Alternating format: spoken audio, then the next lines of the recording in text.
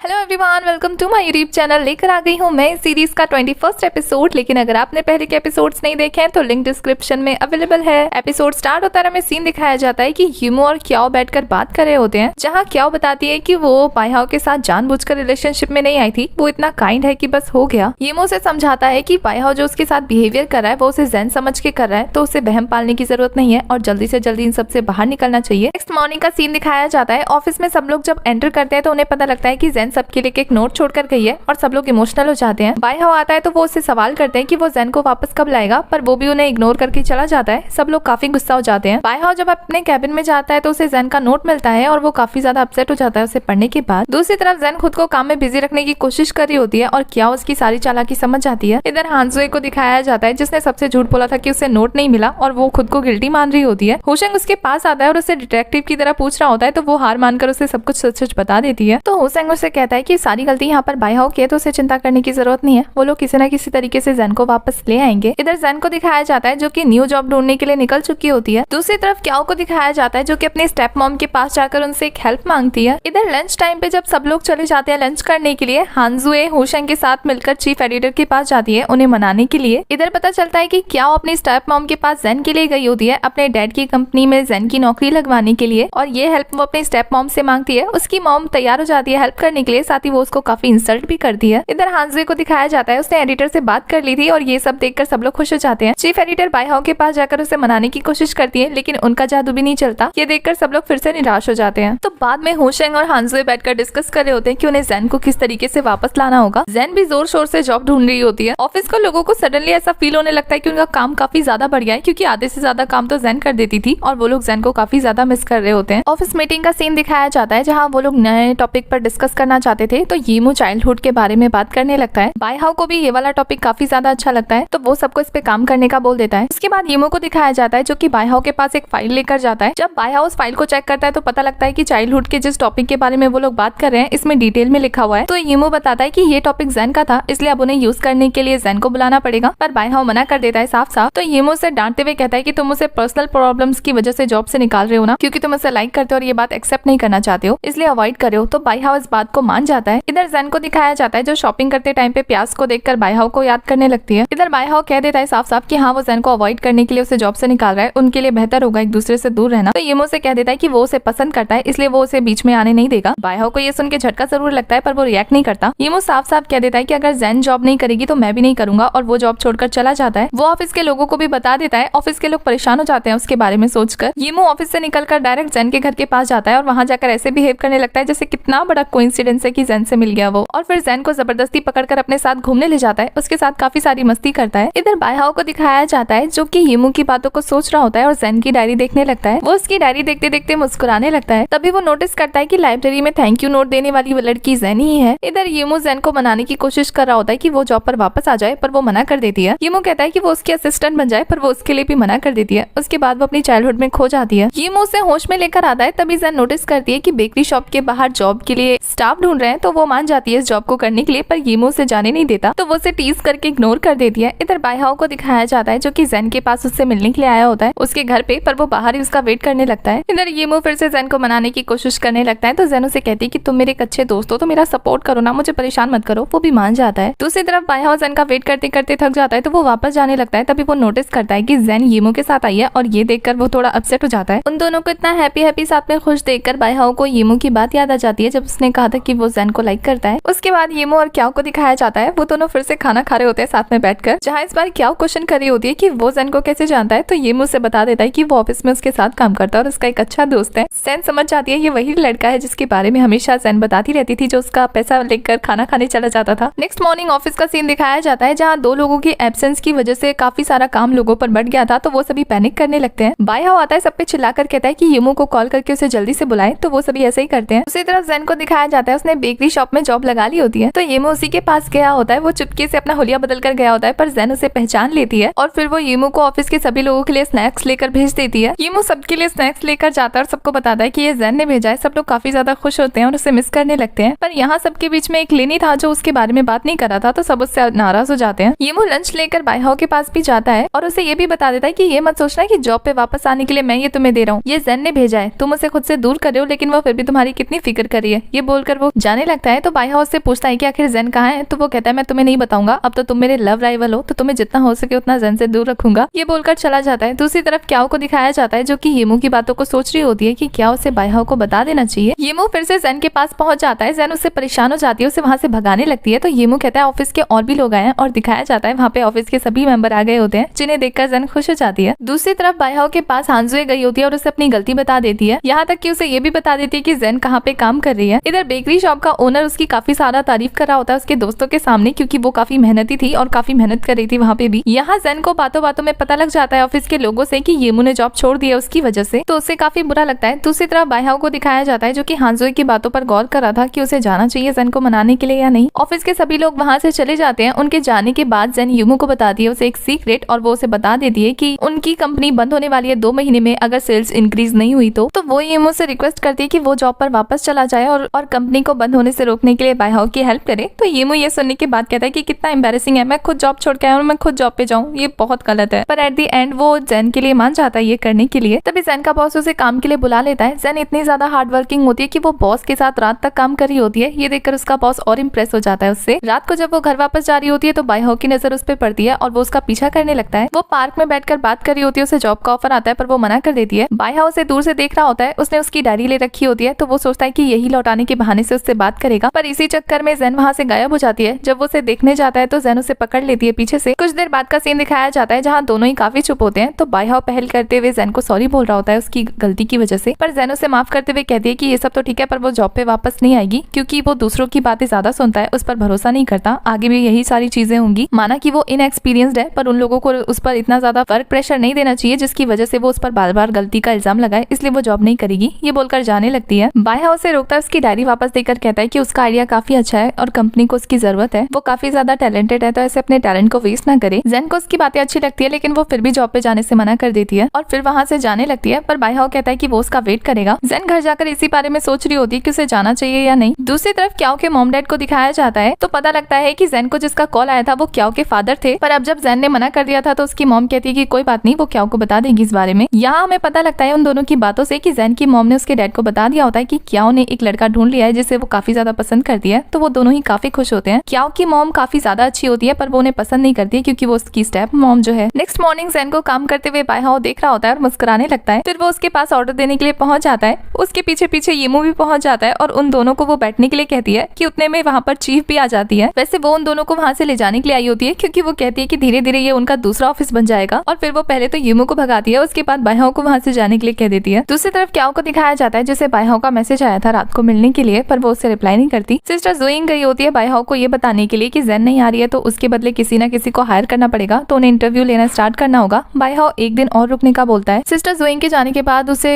Kyaw का message आता है जहाँ क्याओ ने कहा था कि वो 1 हफ्ते के लिए ट्रिप पर गई है, तो वो 1 हफ्ते बाद आकर उससे मिलेगी। दूसरी तरफ क्याओ को एक कॉल आता है और वो उड़ती उड़ती जेन के पास जाती है और वहाँ जाकर उसे डांटना स्टार्ट कर देती है कि उसने जॉब के लिए मना क्यों किया, क्योंकि वो जॉब उसने दिलाई थी। तो जेन को ये पता लगते ही याद आ जाता है। जेन क्याओ को कहती है कि उसने जानबूझ के वो जॉब छोड़ी है, उसे ये वाली जॉब ज्यादा अच्छी लगती है। क्याओ ये सुन के और ज्यादा गुस्सा हो जाती है। एंड में क्याओ यही कहती है कि तुम्हें अपनी मॉम डैड का भी ख्याल रखना है, इसलिए अच्छा सा जॉब ढूंढ लो। जेन को उसकी बातें पल्ले पड़ जाती है अच्छे से, और इसी के साथ हमारा ये वाला एपिसोड हो जाता है खत्म।